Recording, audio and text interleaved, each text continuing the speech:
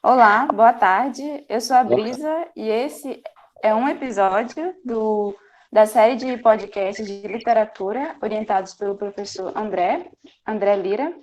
E esse episódio a gente vai falar sobre a utilização da leitura ativa de obras clássicas no ensino médio, os seus desafios e os seus benefícios. E para falar sobre esse assunto, eu tenho as minhas colegas de curso, a Daniela e a Tamires, e juntas nós iremos entrevistar o professor Paulo Frontin, que possui graduação em letras, ênfase em literatura e que possui mais de 10 anos de experiência em sala de aula. Eu queria iniciar agradecendo ao professor por aceitar o nosso convite e estar participando dessa entrevista. por nada. Muito obrigada. Apesar de ser no domingo, né? Muito obrigada. E eu queria iniciar a pergunta já para conhecer mais o senhor, para que todo mundo já pudesse conhecer um pouco mais sobre você, pessoalmente, perguntando de que forma a literatura, qual foi o seu primeiro contato com a literatura? Ok, agora vocês vão ouvir uma historinha longa, tem que ter um pouquinho de paciência. Assim, no começo da minha vida, eu tive problema de asma, e minha mãe não optou por me colocar na escola quase com 10 anos de idade, né? Então, eu ficava numa banca de revista, que o dono dela deixava que eu ficasse lá e lesse qualquer coisa, e folheasse, né? Que no caso eu ainda não sabia ler. E aí, nesse período em que eu fiquei lá, de 6 a 9 anos, eu folheando, eu aprendi a ler, não me pergunte como, né? Folheando revistas em quadrinhos, HQs, e também havia, naquela época, não sei se hoje tem mais, algumas séries de literatura, best-sellers que eram vendidos em bancas de revista, né? Tinha uma coletânea de revistas chamada Helena, Júlia, né? E assim por diante, eu tinha acesso a tudo, podia ler tudo. Então aí foi o meu primeiro contato com a literatura, né? Como eu era assim um pouco doente, muito sozinho, essas leituras acabavam sendo assim para mim um prazer muito grande, né? Eu inclusive eu resgatei esses dias uma dessas literaturas, só aqui um momento. Aqui, ó. A Escolha de Sofia é daquele tempo ainda, em 79, foi publicado, foi para as bancas de revista, eu tive acesso a esse livro mais ou menos em 84. Então, foi uma das minhas leituras, entende? O meu primeiro contato... E por que eu estou falando isso? Porque eu acho que foi fundamental para mim que o meu primeiro contato com a literatura se desse espontaneamente de forma prazerosa. Que não fosse algo assim... Eu sempre digo, a literatura para mim nunca foi algo de escola. Foi algo... É uma cultura, um prazer que eu tenho, que também tem na escola, certo? E essa visão que a gente tem no início faz toda a diferença, porque quando eu recebo algo que, pela primeira vez na escola, e esse algo é colocado com abordagem assim, muito exigente, onde eu tenho que demonstrar certas habilidades que eu ainda não possuo, e isso é cobrado de mim, então, assim, acaba que a minha primeira visão, meu primeiro contato, acaba sendo algo muito doloroso, muito traumatizante. De maneira que eu vou ter uma repulsa por literatura daí para frente, né? Até o Itaú, se eu não me engano, lançou uma campanha dizendo: leia para uma criança, isto pode mudar o mundo.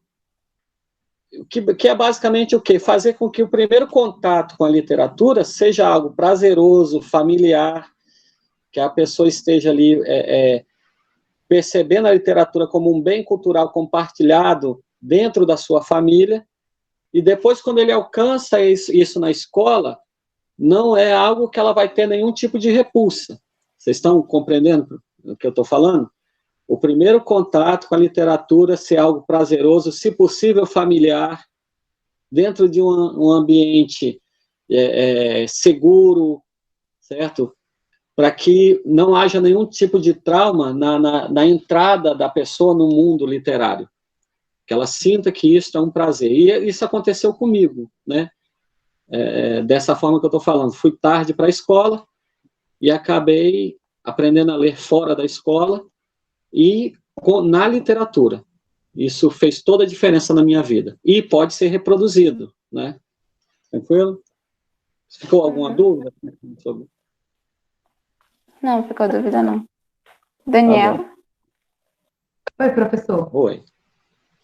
Fazendo mais uma pergunta aqui para você, por que você acha assim, que devemos estudar os clássicos? E não, no caso, você, com toda a história da banca de revistas, teve acesso a várias literaturas, né? Eu lembro que você falou em uma outra ocasião, inclusive até histórias em quadrinhos, né? Então, como você vê essa importância de estudar os clássicos e não, por exemplo, uma história em quadrinho, uma revista em quadrinho? Assim, vamos colocar dessa forma. Estudando o clássico não exclui as outras formas de literatura, certo? Elas não são excluídas da formação do aluno.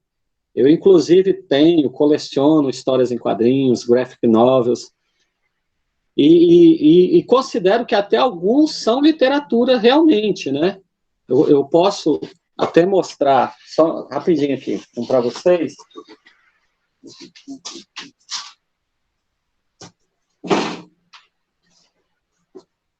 Aqui. Este livro aqui é em quadrinhos, Persépolis. Ele foi eleito pelo jornal Le Monde, da França, como um dos 100 melhores livros de literatura do século XX. E sendo quadrinho, entende? Então, há vários outros gêneros que acabam se tornando literatura. Os sermões do padre Antônio Vieira passaram a ser literatura, sendo sermão de igreja, né? As cartas de Mariana Alcoforado, que eram cartas particulares que acabaram virando literatura, o diário de Anne Frank, e há quadrinhos também que acabam virando literaturas. Mas o que eu tenho a dizer é o seguinte, que para que eu possa levar o meu aluno a um letramento no gênero, por exemplo, romance ou novela, eu não posso usar quadrinho. Não tem como.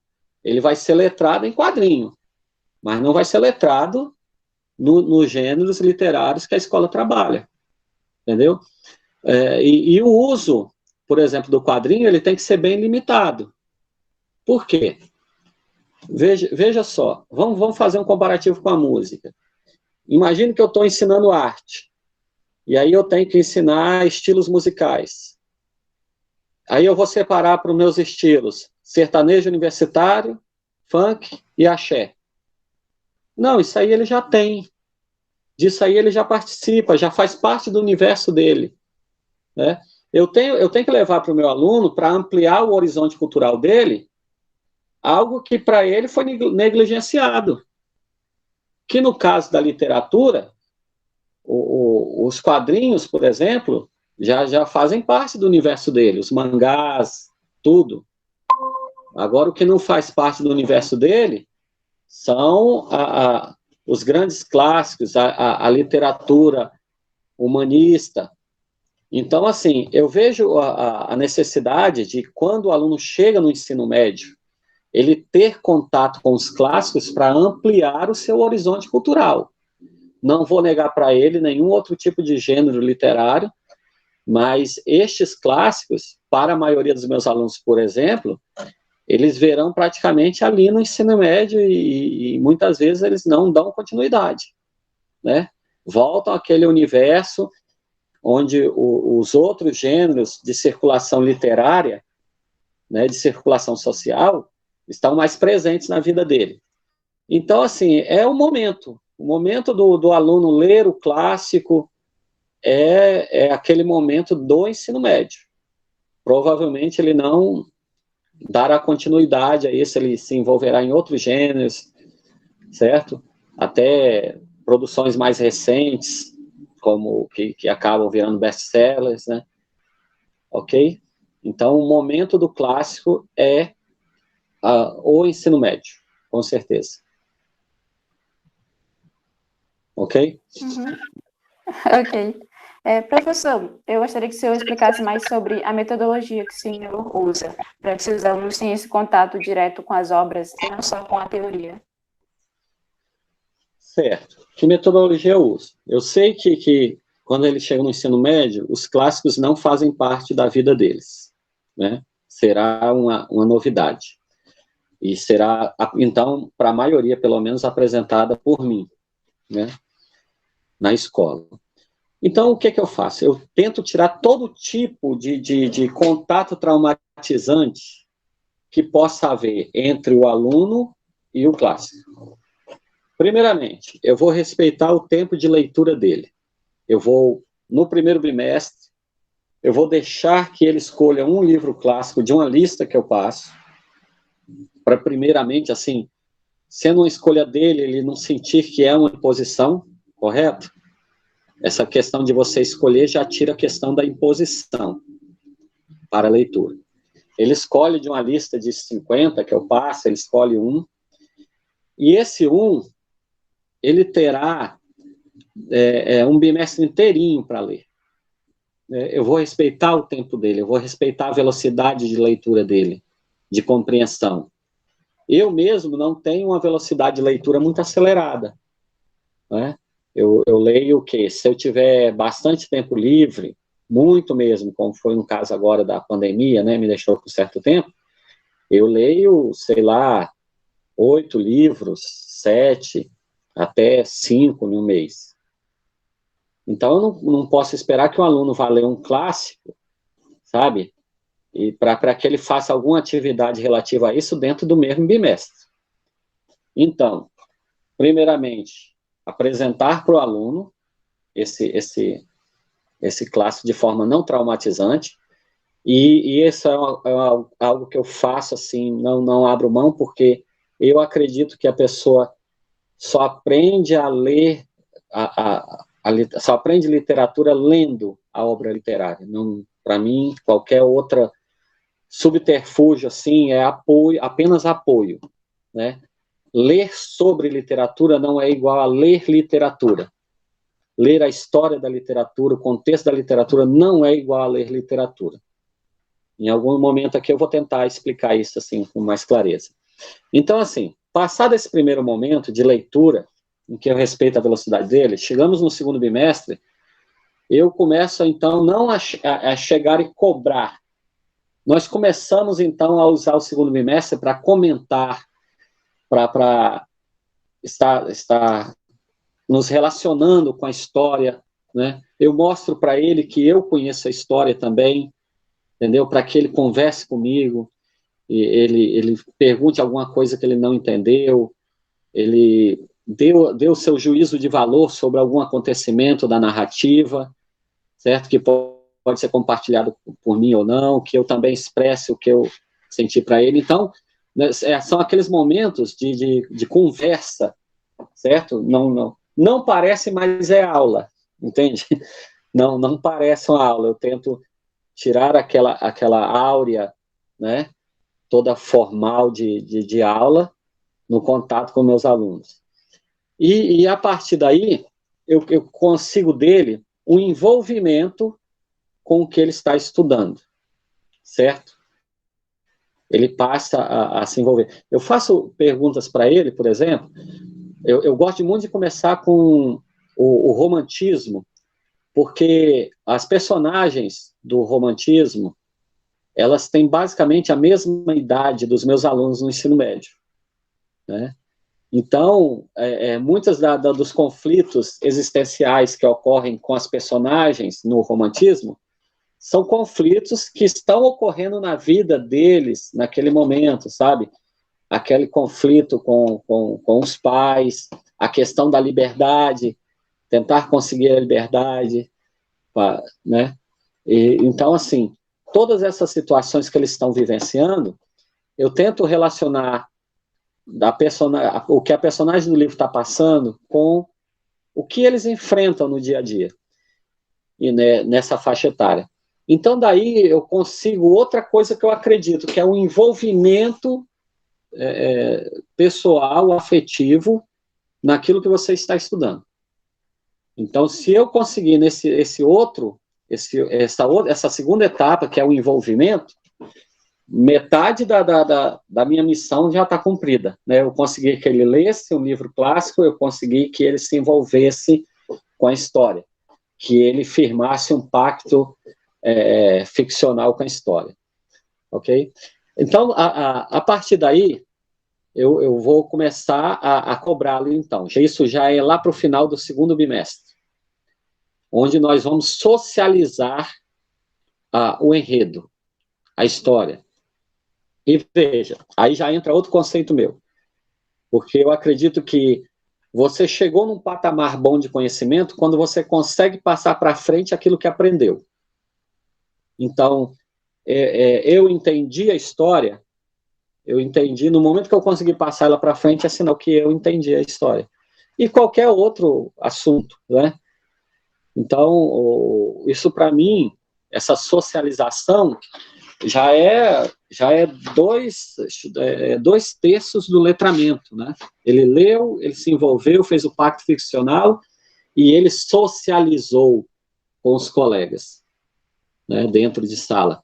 Então, o letramento dele está a caminho, né, dentro daquele gênero que eu propus que ele lesse, certo? E aí nós chegamos na última etapa, é uma última etapa mais técnica, né, onde vou apresentar questões, e essas questões elas são de cunho interpretativo, de ressignificação, de abordagem da estrutura, da linguagem, que é algo assim que geralmente a escola põe como primeiro, né? E eu coloco como último. Na última etapa são as questões técnicas, que assim, como eu responderia uma questão deste livro que eu li que caísse no vestibular, certo? Aí apresenta as questões, como elas caem no vestibular, o que elas querem, certo? Qual o objetivo de cada questão. Então, essa parte técnica, ela vem pelo final, certo? E aí o que eu percebo? Que o principal obstáculo para o aluno nessa questão é o domínio da linguagem, né? Ele tem que responder uma questão de um texto, onde ele vai receber um fragmento dentro de um processo vestibular. Desse fragmento será feita uma questão interpretativa de ressignificação, e ele precisa, então, primeiramente, vencer a linguagem técnica da questão, né, porque a questão vai ser posta em uma linguagem técnica, e vencer a linguagem arcaica ali do livro que ele leu, do clássico, né, porque é uma linguagem do século XIX. Então, ele tem que as duas linguagens estão ali presentes na questão, né? E ele vai ter que vencer um e vencer outra. E nesse momento, ele precisa muito da nossa ajuda, da nossa orientação. A linguagem arcaica, ele já tem um certo costume, porque ele leu o clássico, ele debateu o clássico durante o período. Agora, a linguagem técnica precisa ser provida pelo professor, certo? Quando ele perguntar sobre o locutor, o interlocutor, são tudo questões que eu preciso passar. O eu lírico, se for um poema, certo? O narrador, a pessoa do narrador, tudo isso são questões que eu preciso passar em sala. Tranquilo? Mas veja que todas as etapas que eu falo para você, ela vem da conquista, do convencimento, do prazer, para, por fim, chegar à questão dolorosa, que é a questão técnica, né? Só que nesse ponto eu já consegui conquistá-lo, pelo menos uma boa parte dos alunos, né? Nunca dá 100%, mas uma boa parte dos alunos eu considero que estão conquistados quando eu chego na parte técnica. Tranquilo? Professor, você falou anteriormente sobre que não é possível, na sua opinião, aprender a literatura sem ler a literatura, né? Como foi que o senhor formou esse ideal, esse princípio, esse seu princípio, né? Porque hoje em dia nós temos contato com a literatura, vamos por assim dizer, de diversas formas, porque há filmes que retratam, há resumos, as vídeos resumidos, né, a teatros, e o senhor acha que esses meios também uma pessoa consegue aprender ou não? Assim, quando você leva uma narrativa clássica para o teatro, para o quadrinho, ou faz um resumo, ou uma análise crítica, você está transportando aquela narrativa para outra linguagem. Né? Se eu, por exemplo, eu quero que o meu aluno esteja fazendo um letramento no gênero romance. E aí o que eu passo para ele é aquela narrativa do romance dentro de uma história em quadrinhos. Então ele está fazendo o letramento dele em histórias em quadrinhos. Existem nuances dos romances que só são aprendidos na leitura do romance, né? Eu acho, eu estava até pensando aqui, eu fiz esse pensamento, só para vocês compreenderem a dificuldade desse transporte de uma narrativa, de uma linguagem para outra. Tem o livro Brás Cubas, todos vocês já conhecem, né? Tem um capítulo 55, deixa eu pegar aqui.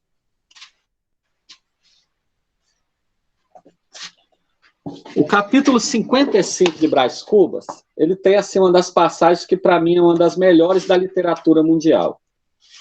E agora vocês vão pensar para mim como é que eu transporto isso aqui para um resumo.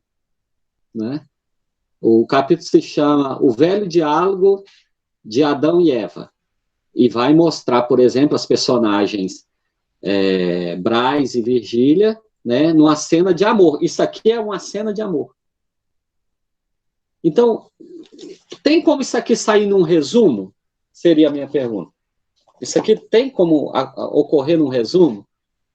Então, assim, eu penso ou em outras linguagens, eu penso que se alguém jogasse uma questão desse capítulo aqui no vestibular, e o aluno tivesse estudado por resumo, por quadrinho, ou por qualquer outra linguagem, iria acontecer que ele não responderia essa questão. Por mais que ele tivesse visto Memórias Fortes de Brás Cubas no teatro, em filme, ele tivesse visto em história em quadrinho, mas ele não alcançaria a significação aqui do jeito que o Machado de Assis colocou nesse capítulo. Entende? Então, há situações que só lendo o romance, e o romance todo, né? Porque no vestibular você vai mexer com fragmentos, né? Então, leia o romance todo, para que haja compreensão, certo? Então, assim, eu acredito que é algo muito bacana quando você lê um livro e após a leitura do livro, você descobre que foi feito um filme e você vai assistir, e quando você assiste, você compara e vê as diferenças na linguagem, da imagem para a linguagem verbal e não verbal.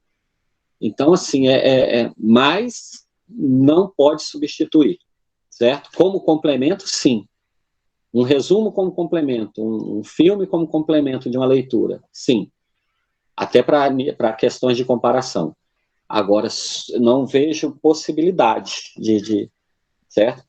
Outro dia eu estava conversando com um colega meu, professor, ele leu O Vermelho e o Negro, se eu não me engano, do Stendhal, um clássico francês. E ele vinha falando desse Vermelho e o Negro há um mês, pelo menos, né? Um mês, aí, como eu tenho ele aqui na biblioteca, eu não tinha lido ainda, eu falei assim, vou ler, quero ver o que tem, né? Ele me empolgou, vamos dizer assim, ele me conquistou. E aí eu fui fazer a leitura. E na leitura que eu fiz, eu praticamente não consegui fazer as significações que ele fez. Para mim foi totalmente o contrário. Enquanto ele considerou o Julian Sorel uma das melhores personagens que ele já tinha lido, eu tive muita raiva do Julian Sorel ao ler a história, né? Então, assim, é algo muito particular a questão da leitura. Você, enquanto leitor, cria significações que, em boa parte, são só suas, né? que não há uma reprodução tal e qual na leitura de outra pessoa, certo? Então, eu não indico, assim, substituir a leitura de um clássico por nenhum outro tipo de linguagem, por mais pertinente que ela seja, né? Um crítico literário falando de Brás Cubas, muito bacana, eu leio vários, mas não substitui a leitura de Brás Cubas. Tranquilo? Deixa eu fazer um questionamento pessoal. Então, mas o senhor acredita que, por exemplo, eu, Tamires, acabo vendo, eu vi o filme do Primo, meu Deus, esqueci o nome do livro. Vamos lá, pro Brás Cubas, né, no caso. Vejo o filme lá e eu acabo me interessando para a leitura. O senhor acredita que isso possa acontecer com os alunos de ensino médio? Exato, motivacional, entende? Por exemplo, ali, o fato de ter saído no cinema, um filme, é uma questão motivacional.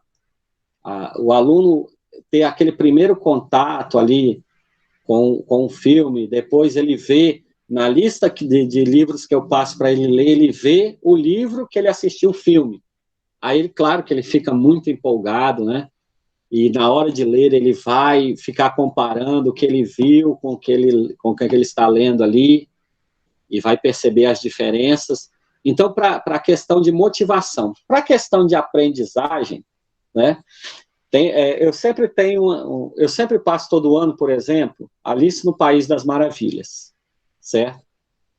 E Alice no País das Maravilhas, o interessante é que parece que todo ano eles fazem um filme diferente sobre Alice, certo? E é cada vez assim cada vez está mais distante da narrativa original. Cada filme que vai passando está mais distante. E são filmes bons, né? Eu gosto desses filmes. E, às vezes, o aluno, ele quer trocar, ele não lê Alice no País das Maravilhas e vai assistir um filme para fazer a socialização depois. Acho que nas primeiras 10 palavras que ele fala, eu já sei que ele não leu o livro. Entendeu? Porque eu conheço os filmes e já li o livro. Então, assim, aí eu, conhecendo que ele não leu o livro, eu vou fazer o quê? Eu faço 2 ou 3 questionamentos que ele não tem como responder, porque são coisas pertinentes ao romance escrito. Entende? Então, para substituição, não. Agora, para complemento posterior ou para empolgação no momento anterior, aí sim. Aí é válido. A questão do filme, do quadrinho, tudo. Tudo é válido. Tranquilo?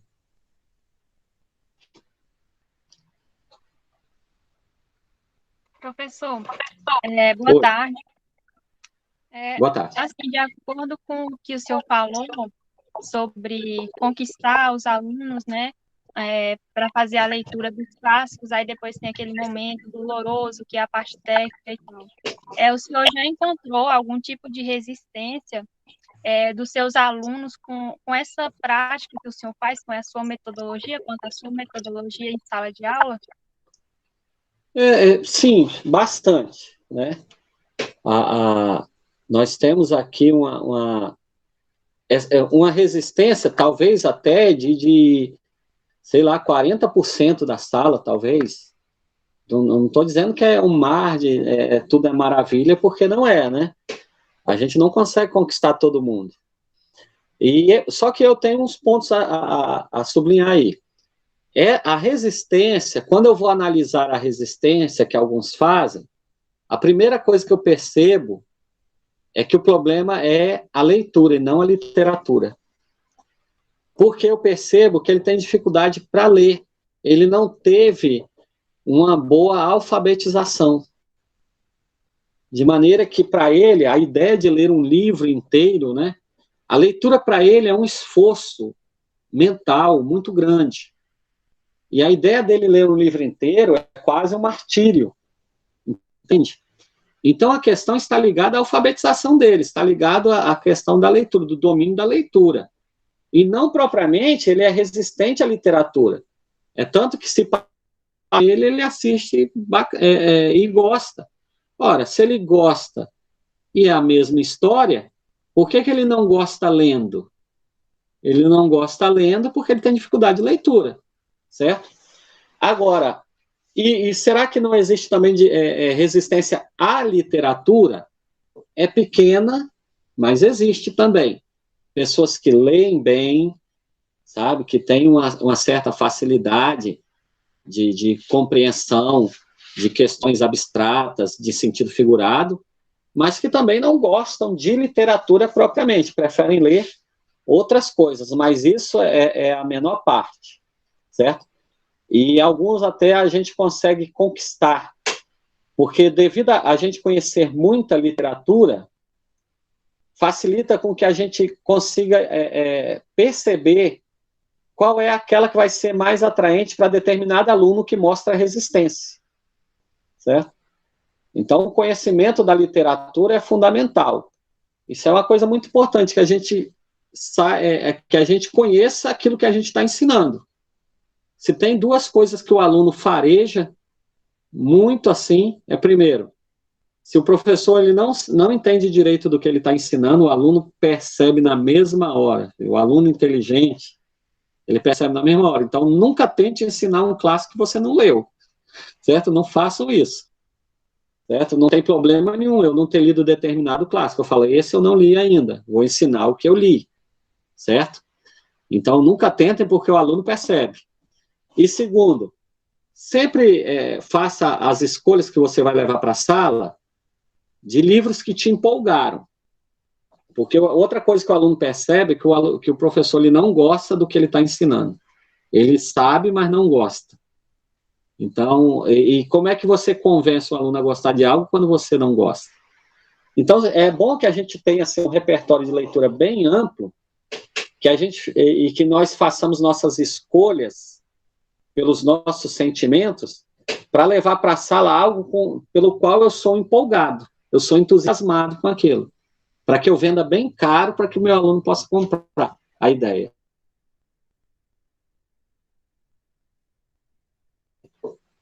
Pode tocar para frente. Ou fazer mais questionamentos sobre o caso, né? Não sei se eu respondi assim, por completo.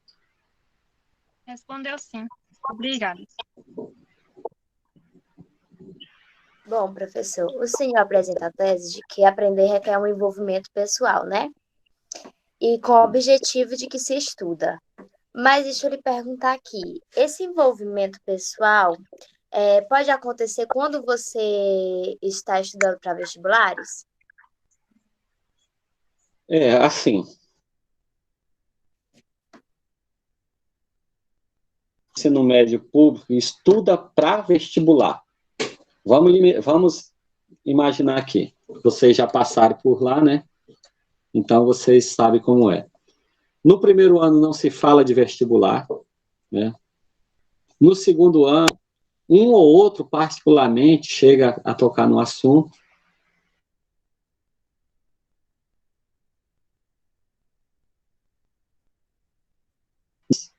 E a partir do momento que o aluno se inscreve no vestibular, no Enem, aí sim, nós estamos no momento do vestibular do aluno, até o dia dele fazer a prova.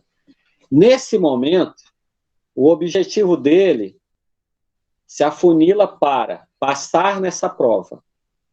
Então, ele não está em um momento de ter envolvimentos, assim, de ter um segundo nem um terceiro objetivo, certo? Veja, quando você leciona no ensino médio, vocês, se Deus quiser, vão lecionar no ensino médio, o ensino médio tem 3 objetivos muito cristalizados, que é a continuidade de estudo, isso que a gente chama de passar no vestibular, ele ir para o ensino superior, isso é um dos objetivos do ensino médio. O segundo é a qualificação para o mercado de trabalho e cidadania, o exercício da cidadania, certo?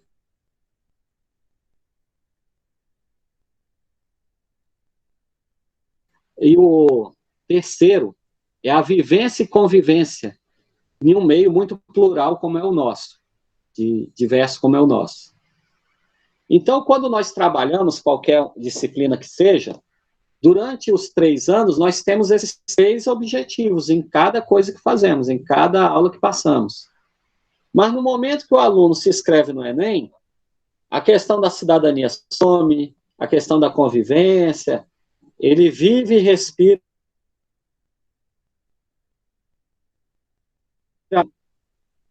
É possível fazer ele se envolver nas narrativas para que ele estude ali para o vestibular? Fala assim, não considero que seja. Por quê? Por causa do tempo, né? O envolvimento com a narrativa, com o objeto que está estudando, ele requer tempo. Tempo que agora o aluno não tem. Se ele veio se envolvendo com a literatura, com os textos, né? E a aprendizagem dele, toda a trajetória dele de aprendizagem e de leituras veio nesse patamar, então ele não terá problema para dar continuidade e chegar ao final da sua formação ali, vendo as últimas obras e se envolvendo com elas. Porém, se ele quer compensar a falta de leitura dele no primeiro ano, no segundo ano, e na metade do terceiro ano, essa falta de leitura eu quero compensar nos momentos finais, então não há como ter envolvimento, né? Porque é uma obra atrás da outra, sabe? É um acúmulo de leituras, que inclusive ele nem poderá fazer, ele vai ter que apelar para os resumos, certo? O que é uma ilusão também. Apelar para o resumo, nos 6 meses lá que ele fica estudando para o Enem, é uma ilusão porque o resumo, ele não te dá a capacidade de responder questões do Enem. O Enem não quer saber que autor fez que obra, falando de qual assunto, com qual personagem, que tempo. Ele não pergunta nenhuma dessas questões.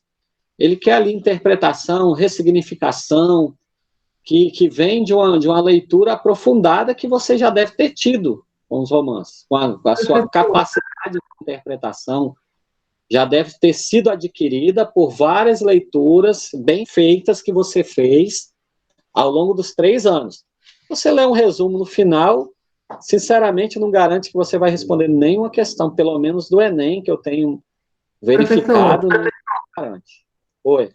Pegando um gancho aí nessa sua resposta, que seria a minha próxima pergunta, né? Então, eu já vou fazer para você continuar, não interrompendo mais. A pergunta seria essa mesma, né? No contexto dos vestibulares. E se os resumos podem substituir a leitura da obra, você acha que compensa, que é válido? Deixa eu tentar esclarecer, assim.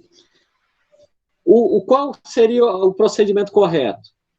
Que o aluno tivesse, dentro do ensino médio, 3 anos de leituras de romances, novelas, contos, crônicas, poemas, e nesses 3 anos de leitura ele se envolvesse com cada uma das obras que ele entrasse em contato e que fizesse nela todas as etapas, desde a etapa de envolvimento, de leitura, até a etapa final de conhecimento técnico, estrutural sobre a obra.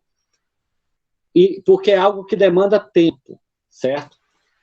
Então, se ele vem nesse processo, talvez até um resumo para a questão de relembrar o que ele já estudou, né, que foi lá no primeiro ano e tal, talvez sim, talvez consiga contemplar, desde que ele tenha passado por todo esse processo. Agora, se ele negligenciou suas leituras, seu envolvimento, sabe, se ele, e aí no final, naqueles últimos 6 meses, aí ele quer compensar aquela negligência com a leitura de vários resumos em sequência, aí já né, já não tem efeito dentro do Enem. É igual eu falei, um resumo ele é muito bom depois que você leu a obra, né? Vai fazer você retornar a ela de uma forma mais rápida. Tal. Um resumo sem ler a obra, eu sinceramente não sei para que serve. Né? Um resumo sem a leitura da obra, para pouca coisa serve. Entendeu? Eu não tenho uma pergunta agora para fazer, mas, assim, concordo, vou expor minha opinião de aluna do ensino médio, né, que eu já fui. Concordo com o que o senhor falou, porque até mesmo, assim, a gente acaba lendo livros de diversas formas, né? Eu, por exemplo, gosto muito de ficção científica. Então, eu leio um livro de ficção científica em 7 dias e olhe lá, se não menos, se o livro ficou muito interessante. E agora eu lembrei o nome do livro, que dei uma bugada aqui, né? Que é o Primo Basílio. Um livro que eu achei muito interessante, que é um clássico, só que eu demorei muito tempo para terminar de ler. Mesmo eu já tendo essa prática da leitura, eu demorei muito, porque é uma leitura, assim, vamos dizer, cansativa, com uma linguagem mais rebuscada, que tem horas que eles vão falar muito do céu, muito dos objetos, e aí você, meu Deus, não tem uma ação aqui nessa história. Aí você para. Então, assim, eu demorei muito para ler, e realmente eu concordo com o que o senhor falou. Se você for tentar ter um envolvimento com um livro em 6 meses, não tem como, porque já é difícil ler um livro. Imagina ler vários clássicos, né? Porque nós não estamos falando de livros normais, nós estamos falando de clássicos, de que foi escrito em épocas diferentes da nossa. Então, a leitura é um pouco mais difícil. A linguagem, você vai ter que buscar o significado daquela palavra para você saber no que ela se encaixa, no contexto. Então, assim, a minha opinião como aluna de ensino médio, eu já fui, concordo plenamente com o senhor nessa posição aí. É assim, eu penso muito no livro como ele deve ser colocado em pequenas doses e degustado, né? Você tem que sentir o sabor do vinho, a densidade do vinho, aquelas características do vinho que foram trabalhadas para que você percebesse. Ou a pessoa pode simplesmente virar a garrafa no bico e beber ela toda, de uma vez, não sentir gosto de nada. Fecha a leitura assim, quando você vai no seu tempo adequado, no tempo adequado da leitura, o que acontece? Você vai degustá-la profundamente. Quando você vai naquele montão de resumos, ou naquela montão de leitura, uma atrás da outra, para compensar alguma coisa, eu não acho que possa trazer nada de bom, assim, nem prazeroso, né? No máximo vai dar uma ressaca com a dor de cabeça depois. É. Temos mais perguntas? Oi, a questão número 8, mas foi uma questão que o senhor já respondeu, que era a questão de como iniciar um aluno nas obras, e o senhor falou a questão do sentimento, né? Aí eu estava pensando aqui que faz sentido muito, só que para mim sempre foi meio contrário. Eu sempre consegui lembrar melhor das obras que eu não gostei, porque eu ficava pensando no porquê eu não gostei, e lembrando das cenas e dissertando sobre elas. Não, tudo não é normal, não, Brice. Não vou me balizar. Mas acontece também. Eu não sei se eu perguntei para vocês no último encontro, talvez eu tenha perguntado. Vocês sabem o que faz a gente lembrar das coisas? Quem é que decide o que é?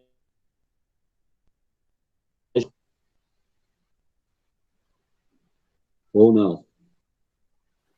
Nosso emocional, né? Se a gente gostou da obra, se ela tocou a gente. Nesse caso, o que porque, né, você meio que se martiriza, né? Então, é assim, você talvez se sinta na obrigação de gostar de uma coisa que todo mundo diz que é bom, né? E você meio que se martiriza por não gostar daquilo que todo mundo está dizendo que é bom, né? Então, a gente fica assim meio, né, pensando, será que tem alguma coisa errada, né, comigo? Por que todo mundo gostou e eu não gostei? Por que muita gente gostou e eu não gostei? Aí isso acaba fazendo com que a gente realmente, né? Eu, por exemplo, eu tenho uma dificuldade, eu não tive assim uma boa formação, uma alfabetização. Então, então, assim, muitas coisas básica mesmo, assim, eu sinto dificuldade, enquanto coisas muito complexas eu tenho certa facilidade. Então, de vez em quando, eu vou escrever, por exemplo, a palavra talvez. Aí vem aquele vácuo na mente, S ou Z, S ou Z, e eu fico naquele martírio, né? E sabe uma coisa que faz acabar esse martírio com eu tenho? É quando alguém me chama a atenção. E diz assim, ei, fulano, você tá errado aqui e tal. Tipo assim, me causa um certo constrangimento, e o constrangimento faz com que eu lembre. Né? Então, não só são sentimentos positivos que fazem a gente trazer à memória as coisas, né? A gente pode fazer uso até desses momentos constrangedores, né? Para aprender um pouco mais. Então, vamos para a questão 9? Professor, a questão 9 é a seguinte.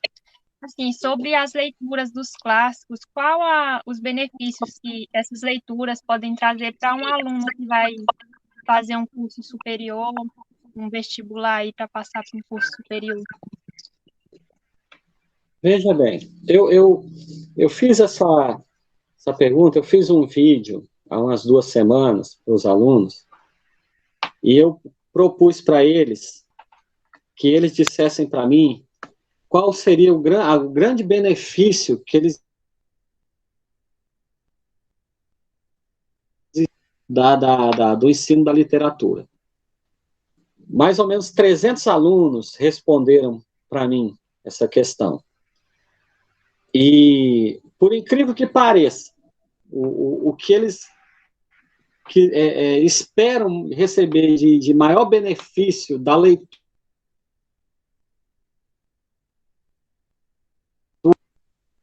tu acredita? Eu não sei assim, se a nossa região não é tão voltada para o vestibular assim, né?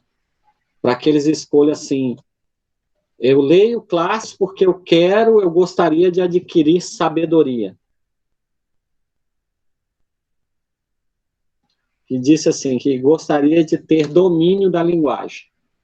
Eles acham que ler os clássicos amplia o domínio que eles possuem sobre a linguagem. Certo? Então, assim, eu sei que a resposta deles está muito relacionada ao tipo de aula que eu dou. Por exemplo, se eu tivesse dado aquela aula técnica, porque nos livros didáticos vem uma aula muito técnica. O livro didático passa um fragmento de alguma coisa e já te pede logo, já te faz várias perguntas relacionadas a narrador, primeira pessoa, segunda pessoa, sabe? E vai colocando dessa maneira, muito técnica, sem fazer nenhum tipo de envolvimento com o aluno. Então, eu acho que se eu trabalhasse somente o que o livro didático passa, talvez a resposta vai dar o benefício de responder mais questões no vestibular, seria isso, né? Como essa minha aula, ela está muito ligada a essa questão do humanismo, sabe, das relações pessoais, intrapessoais, eu acho que fica na memória do aluno que o grande benefício da literatura, e para mim adquirir sabedoria, ampliar o seu intelecto. Eles colocaram muito também como conhecer novas culturas, como um dos grandes benefícios, porque eu passo muito livro estrangeiro também, clássicos estrangeiros. Então, eles colocaram assim, conhecer novas culturas. Eu vou até passar o resultado dessa pesquisa. Eu estou capitulando ela em um modo mais fácil de visualizar, porque ela está muito fragmentada as respostas. Mas aí eu passo para você. Que a leitura dos clássicos pode trazer realmente ter maior sabedoria, saber viver melhor e conviver com as pessoas melhor, conhecer novas culturas, ampliar, sabe, retirar preconceitos da cabeça, sabe, tudo ligado à questão da vida, da felicidade, certo? De saber conviver com as outras pessoas. Porque o clássico, ele não é clássico à toa. Vocês já pararam para pensar por que um livro se torna clássico? Ele é clássico porque ele fala muito profundamente a alma humana, sabe? Ele é clássico porque o que ele está falando ali é algo tão profundo e tão caro à alma humana que ali ele vai atravessar para outra geração e vai continuar sendo um livro muito buscado. Várias e várias gerações, séculos depois, as pessoas ainda querem ouvir aquela história, porque aquela história humaniza. E não só daquela cultura, mas ele vai também ampliar os limites geográficos. Outras culturas vão ler aquele clássico também e vão sair dessas leituras seres humanos melhores. Então ele é clássico por causa disso. E qual é o maior benefício que um livro desse pode trazer, uma leitura dessa pode trazer? É você se tornar um ser humano melhor. Melhor para quem? Melhor para você mesmo, certo? Depois melhor para os outros. Ninguém é bom para o outro quando ele não é bom para si mesmo. Quando ele não está resolvido consigo mesmo, ele não consegue ajudar ninguém. Então, os livros clássicos, você pode perceber que as histórias elas trazem muito essa concepção da existência, né? O que nós estamos fazendo aqui, qual é a nossa missão na Terra, entendeu? Você quer ver? Eu vou te citar algumas frases de livros clássicos. Aqui. Alice no País das Maravilhas, ela pergunta para o gato, diz assim, para onde eu vou? O gato responde, onde você quer chegar? Ela diz assim, qualquer lugar.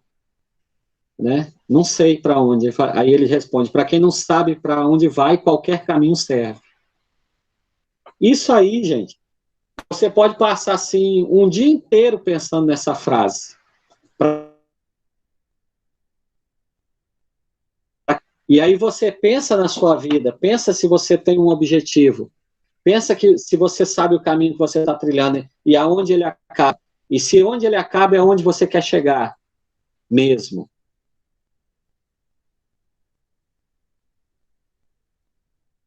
História, depois de uma frase, entende?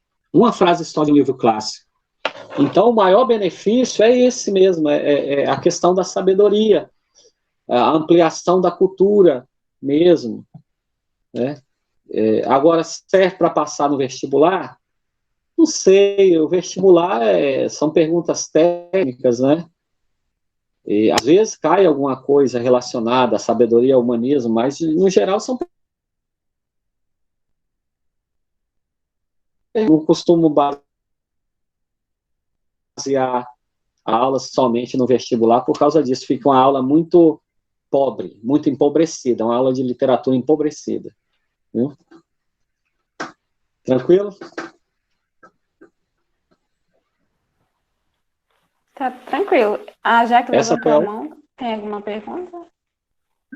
Jaque, Tamires? Não, na verdade, eu ia comentar um vídeo que eu vi do professor no YouTube que falava justamente sobre essa questão dos livros clássicos, contar uma história, né? Em relação à ditadura, por exemplo, a preconceitos, enfim. Eles mostram isso, né? Para a sociedade. Era só um comentário mesmo. Certinho. Essa foi a última, então, né? Isso, né, Isso, a meninas? pergunta. E aí? Mais alguma coisa, Brito? Não tenho mais nenhuma dúvida. O professor esclareceu tudo. Foi muito bem a sua fala. É bom Alguma das que meninas tem mais alguma dúvida? Não, foi bastante esclarecedor.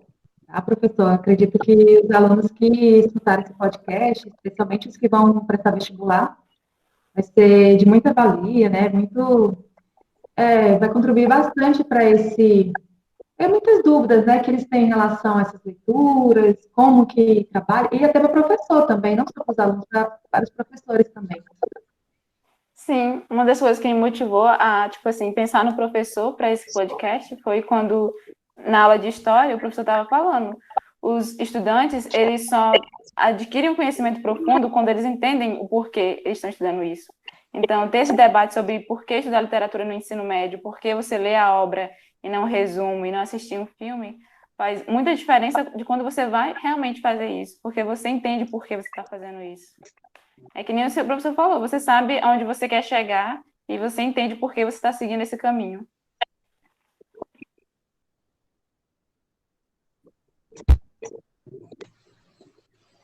Ok, eu estou muito feliz de ter participado desse momento com vocês, viu? Me sinto muito honrado por ter sido lembrado, né? Minhas aulinhas amarelas lá de literatura.